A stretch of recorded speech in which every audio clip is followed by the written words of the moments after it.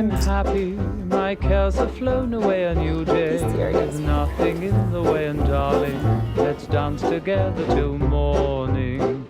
Last night we were taking the Long Island Railroad home from my sister's apartment, and he's like, I'm so excited that I get to spend an hour sitting next to you. Totally cheesy, but totally true. I think we just make each other really, really happy. I was recently gotten out of another relationship and really hadn't been going out a lot. And a friend of mine invited me to her birthday party and mentioned that there was someone who she worked with and thought, you know, would be someone good for me to date. We were introduced right away, and I thought, wow, he's good looking.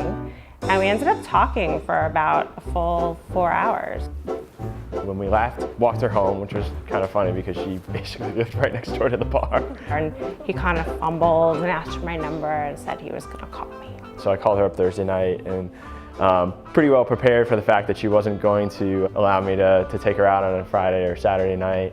So he decided to suggest Sunday brunch. We ended up having, again, like another great conversation. And I think our brunch was over maybe about, I don't know, 2, 3 o'clock. So I thought, oh, we just do brunch and then, you know, peck on the cheek and go. But, you know, at the same time, I didn't really want it to end. So I kept thinking of things to do, and she kept saying yes. We decided to walk through the streets of Soho together, and it's always magic and it's always fun. And I think we have the same sense of adventure, and we find a lot of just fun in new things.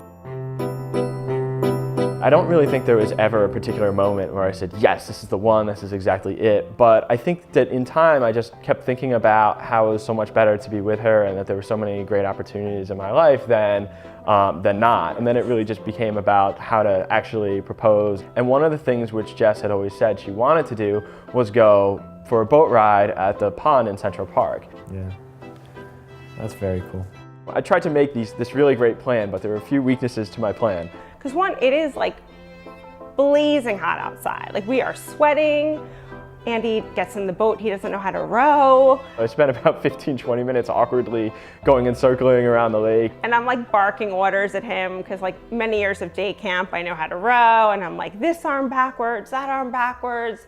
Not very romantic. And then the other thing was that even though it was a summer and it was a hot day, there were a lot of people out and a lot of people on the you know, or in the surrounding areas, taking pictures and, you know, going in boats. And I really wanted to be a quiet, special moment for each other. And so I was lucky to find some shade under the Bow Bridge.